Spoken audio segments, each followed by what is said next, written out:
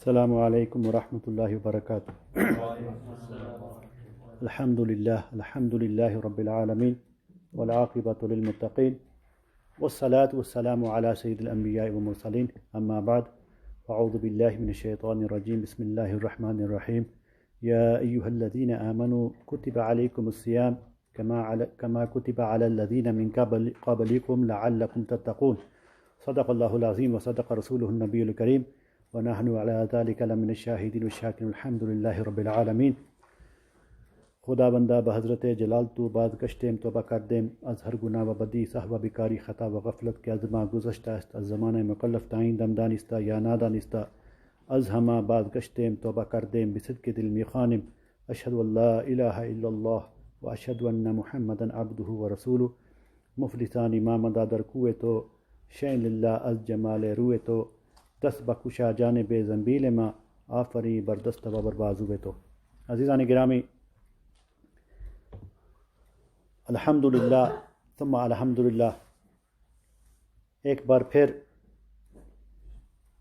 ہماری بڑی خوش قسمتی کہ یہ برکتوں والا مہینہ، بہاروں والا مہینہ، رحمتوں کا مہینہ، یہ ماہ رمضان الکریم ہمیں نصیب ہوا۔ کچھ لوگ اکثر یہ مہینہ ہر سال بالکل سیم طریقے سے گزارتے ہیں، ہر سال۔ Those of you who don't understand Urdu, we have been blessed once again with the blessed month of Ramadan. We get many people every single year, year in, year out, they spend their time in the month of Ramadan in exactly the same way. What happens? It starts off very well. Everybody comes for Taraweeh. People can't wait for iftar. People can't wait for Sahri.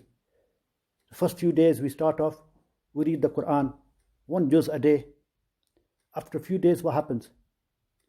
After a few days, we think the mufti inside us, the mufti, he tells us, oh, there's one fatwa, there's one masla. You don't have to read Taraweeh in Jamaat all the time. At the time of the Prophet ﷺ, the companions used to read at home. So the masla which we're not supposed to remember, the mufti inside, he reminds us. تو کیا ہوتا ہے کہ سال شروع تو اچھا ہوتا ہے، مہینہ ماہ رمضان کا، تراویح میں بھی لوگ آتے ہیں، 5 وقت کی نماز میں بھی آتے ہیں، سحری میں آتے ہیں، افطار میں آتے ہیں، افطار میں لوگ جو ہیں وہ شامل ہوتے ہیں، بڑا شوق ہوتا ہے۔ کچھ دنوں کے بعد کیا ہوتا ہے، ایک مفتی جو اندر ہے، مفتی حضرت علامہ مفتی نفس صاحب دامت برکاتہم العالیہ، وہ ہمیں مسئلہ بتاتا ہے کہ نماز تراویح پڑھنا تو سنت موقدہ ہے، جماعت کہاں آ گئی اس میں؟ گھر میں بھی ہو سکتی ہے۔ لوگ کیا ہوتے ہیں، وہ گھر میں پڑھنے لگ پڑتے ہیں۔ قرآن پاک کی جو تلاوت شروع ہوتی ہے، کچھ دنوں کے بعد کیا ہوتا ہے، وہ بھی کم ہو جاتے ہیں۔ ایک سپارہ روز کا آتا ہے، پھر وہ آدھا ہو جاتا ہے، پتہ بھی نہیں چلتا، تو آدھا رمضان نکل جاتا ہے اسی میں۔ شروع میں ہم رمضان میں نکلتے ہیں، ہاتھ میں تسبیح، بڑی لمبی تسبیح پکڑ کے، کہ ہم پورا دن ذکر اللہ اور ذکر نبی صلی اللہ علیہ وسلم میں گزاریں گے، اللہ اللہ کریں گے، سبحان اللہ کریں گے، الحمدللہ کریں گے، سب سے زیادہ استغفار کریں گے۔ نفل کی جگہ پر نفل بھی نہیں چھوڑیں گے، ہم نفل کی جگہ پر ہم اپنی قضا نماز پڑھیں گے، کیونکہ ہم کو پتہ ہے کہ اللہ سبحانہ و تعالی نے اجر کیا لکھا۔ شیطان نے کیا کہا تھا، اے اللہ میں تیرے ان بندوں کو بہکاؤں گا، ان لوگوں کو اپنے ساتھ جہنم میں لے کے جاؤں گا۔ اللہ تعالیٰ نے فرمایا، اچھا میں بھی ایک مہینہ ایسے دوں گا کہ تجھے زنجیروں میں جکڑ دوں گا، اور میرے جو بندے ہوں گے ان کو ایک سنت کے بدلے 70 سنتوں کا ثواب دوں گا، سنت کے بدلے فرض کا ثواب دوں گا، ایک فرض کے بدلے 70 فرضوں کا ثواب دوں گا۔ اب ہم اگر سست پڑ جاتے ہیں تو ہم تو کم بخت شیطان کے متھے بھی نہیں لگا سکتے، اس کو بھی نہیں بلیم کر سکتے۔ اب کون سی چیز ہے جو ہمیں روکتی ہے؟ یہ ہے نفس۔ اس کا مطلب ہے کہ اگر شیطان بندھا ہوا ہے اور پھر بھی ہم ان کاموں سے رکے ہوئے ہیں، اس کا مطلب ہے ہمارے اندر بھی ایک بہت بڑا شیطان ہے جو ہمیں کام نہیں کرنے دے رہا۔ جب 15 دن گزر جاتے ہیں تو ہم سوچتے ہیں ارے باپ رے باپ کیا ہوگا، قرآن پاک کیسے ختم کریں گے؟ تو اندر والا جو نفس ہوتا ہے وہ ہم کو بتاتا ہے کوئی بات نہیں، آخری 10 دن جو ہیں اس میں بڑی برکتیں ہیں، اس میں ثواب بھی دگنا ہو جاتا ہے۔ ہم کیا کریں گے؟ ہم اعتکاف بیٹھیں گے اور کوئی کام نہیں کریں گے، پورا دن تسبیح لے کے اللہ اللہ کریں گے، پورا دن قرآن پاک پڑھیں گے، پورا رات قرآن پاک پڑھیں گے، بس آخری دن 10 دن آ جائیں۔ کیا پتہ چلتا ہے 10 دن کے انتظار میں ہم چاند نکلنے کے لیے نکل پڑتے ہیں، عید کا چاند ہو گیا۔ پھر ہمیں افسوس ہوتا ہے بھئی یہ مہینہ گیا کہاں؟ تو ہم پھر کیا کرتے ہیں؟ وعدہ کرتے ہیں اے اللہ اگلے سال جو ہے نا، اگلے سال ہم اتنی عبادت کریں گے، اینٹ سے اینٹ بجا دیں گے، ایک لمحہ بھی ہم ضائع نہیں کریں گے۔ عزیزان گرامی، آپ دیکھیں پچھلے سال سے لے کر پچھلے رمضان سے کتنے ہمارے جان واقف ہیں جو اب انتقال کر گئے۔ یہ کرونا کی ہر چیز کرونا کے ہی متھے لگا دیتے ہیں، ویسے بھی لوگ کتنے انتقال کر گئے۔ کیا ان لوگوں نے یہ نہیں سوچا تھا کہ ہم بھی اگلے سال جو ہیں اللہ کی رضا حاصل کر لیں گے؟ ان لوگوں کو یہ موقع نہیں ملا۔ عزیزان گرامی، آپ لوگوں کے پاس یہ سنہری موقع ہے، اس کو ضائع نہ ہونے دے۔ مجھے کل حاجی محمد علی صاحب سے کی ایک بات معلوم ہوئی، بڑی خوشی ہوئی مجھ کو، جو انہوں نے فرمایا کہ تراویح کے بعد فوراً کوئی نہیں رات کو بیٹھے گا۔ اب جن کو یہ بات سمجھ میں نہیں آتی، بھئی ہم تو مسجد میں ٹائم گزارنا چاہتے ہیں۔ آپ مسجد میں ٹائم گزاریں گے تو کیا ہوگا؟ اللہ اللہ کریں گے، 5 منٹ کریں گے، 10 منٹ کریں گے، اس کے بعد کیا ہوگا؟ گپے شروع ہو جی فلاں مسجد کا امام ہے نا، یا فلاں آدمی ہے، فلاں پارٹی والا ہے۔ اور یاد رکھیں عزیزان گرامی، نبی کریم صلی اللہ علیہ وسلم کی ایک حدیث شریف ہے جس میں نبی کریم صلی اللہ علیہ وسلم فرمایا کہ آخری وقت جب آئے گا تو اب نبی کریم صلی اللہ علیہ وسلم ڈرا رہے ہیں صحابہ کرام کو کہ اے میرے صحابہ، ایک وقت ایسا بھی آئے گا، جس کو حیرانگی والی بات، جو اس کو شک ہو جاتا ہے، ایک وقت ایسا بھی آئے گا کہ لوگ مسجد میں بیٹھ کر دنیا کی باتیں کریں گے۔ اے میرے صحابہ، اگر تم وہ وقت پاؤ تو بھاگنا ان سے۔ اب ہم کیا کرتے ہیں؟ ہم بھی تو یہی ہے کہ 10 منٹ 15 منٹ ہمیں کیا کرنا چاہیے؟ تسبیح پکڑے۔ ہم سوچتے ہیں تسبیح کیا ہے؟ اب بہت بڑے اللہ کے ولی سیدنا جنید بغدادی رضی اللہ تعالیٰ عنہ سے پوچھیں تسبیح کیا ہے؟ ان کے پاس ایک تسبیح ہوتی۔ مرید نے پوچھا یا حضرت یہ تسبیح کیا کام کرتی ہے؟ رونے لگے، فرمانے لگے اس نے میرا بہت ساتھ دیا ہے، شروع کے وقت میں بہت ساتھ دیا۔ کہ مریدی نے پوچھا یا حضرت اس سے کیا مراد ہے؟ نے فرمایا جب میں شروع میں اس راہ پہ چلا تو جب بھی میں غافل ہوتا تو میرے ہاتھ میں تسبیح دیکھتا تو مجھے یاد کرواتی تسبیح پکڑی ہوئی ہے، کسی کام کے لیے پکڑی ہوئی ہے، پھر میں اللہ اللہ کرنا شروع کر دیتا۔ پھر جب غافل ہوتا تو پھر تسبیح مجھے بولتی۔ تو تسبیح اگر ہاتھ میں رکھی ہوئی ہے، اس سے 2 کام ہو سکتے ہیں، یا تو ہم وہ کرسٹل کی تسبیح بنائیں، فیروزہ کی لوگوں نے بنائی ہوتی ہے کہ لوگوں کو دکھانے کے لیے، اور ایک تسبیح ہوتی ہے چاہے انجیر کی ہو چاہے عام سادی سی ہو، وہ ہوتی ہے اپنے یاد آنے کے لیے، کہ جب بھی بندہ کا دل ادھر ادھر جائے تسبیح تم کو یاد کروا، بھائی تسبیح تو نے پکڑی ہوئی ہے، اپنی زبان کو خالی نہ ہونے دے۔ تو عزیزان گرامی، یہ ساعتیں جو ہیں، رات والی ساعتیں اور دن والی ساعتیں جتنے لمحے ہیں، ان کو قرآن پاک پڑھنے سے، ابھی حاجی صاحب تلاوت کر رہے تھے شہر رمضان الذی انزل فیہ القرآن، اللہ تعالیٰ نے ماہ رمضان کے بارے میں باقی ساری چیزوں کو، روزے کی باقی ساری چیزوں کو بیان نہیں فرمایا، سب سے بڑی خصوصیت یہی بیان فرمائی کہ یہ وہ برکت والا مہینہ ہے جس میں قرآن پاک نازل ہوا۔ اب قرآن پاک کی یہ ایک خصوصیت ہے کہ اس مہینے میں، اور دوسرا تعلق کیا ہے؟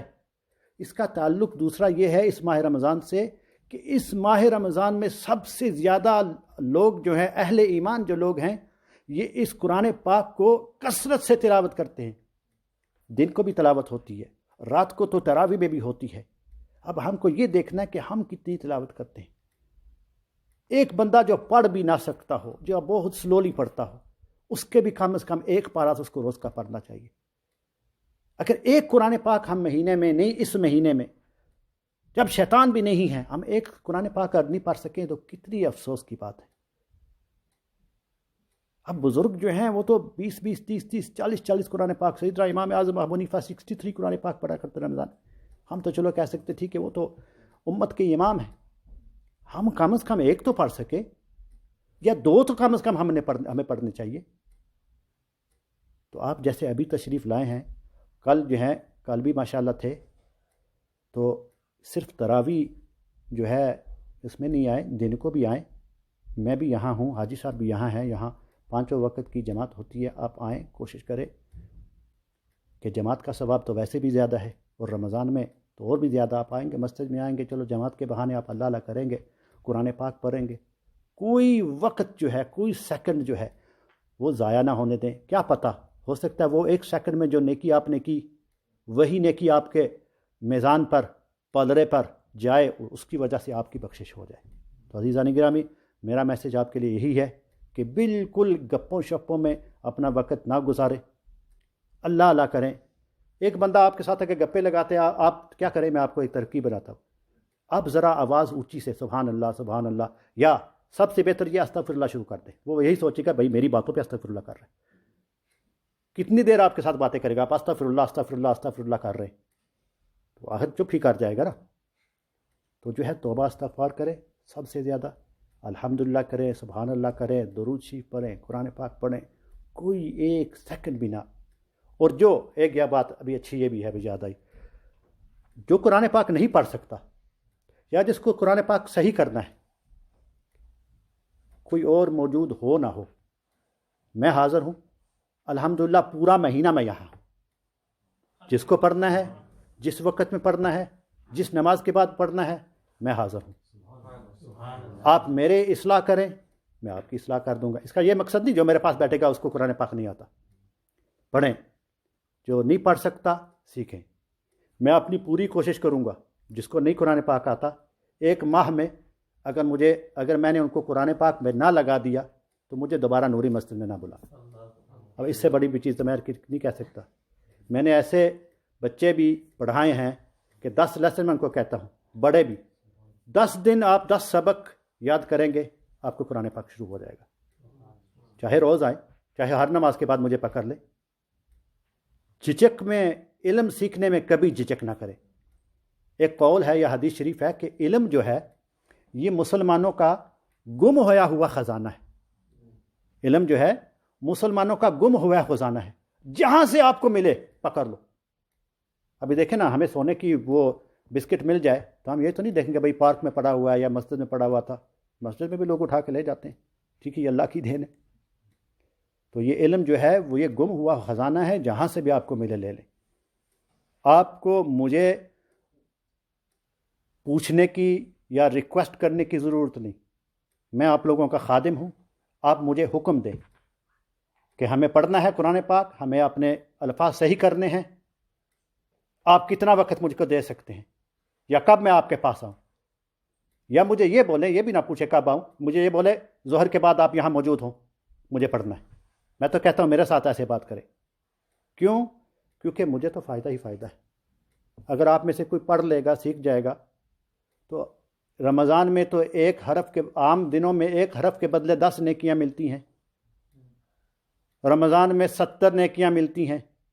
تو بھائی میں گھر پر بیٹھا ہوں گا، آپ پڑھ رہے ہوں گے قرآن پاک فجر کے بعد، تو ہر حرف کے بدلے 70 نیکیاں تو میں کما رہا ہوں. جیسے ٹیکسی والوں کا میٹر چلتا رہتا ہے نا، ایسے ہی. تو بھائی مجھے تو فائدہ ہی فائدہ ہے.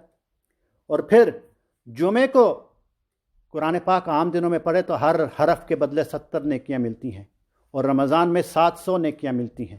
اب آپ حساب لگائیں، بسم اللہ الرحمن الرحیم آپ سبھی پڑھتے ہیں، یہ 19 حروف ہیں. آپ عام دنوں میں پڑھیں گے 190 نیکیاں آپ کو ملیں گی. اب اگر کوئی متس والا ہے تو مجھے بتائے کہ عام دنوں میں رمضان میں 70 ٹائمز 19 کیا ہوتا ہے؟ 4900. اور 700 ٹائمز 19 کیا ہوتا ہے؟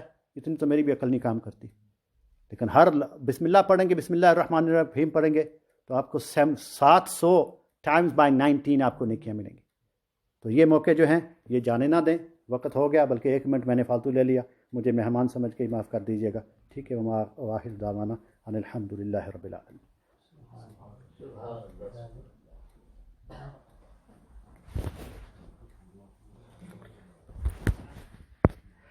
حاجی صاحب یہ ہے آپ کا. میں تو سونے کی بات کر رہا تھا.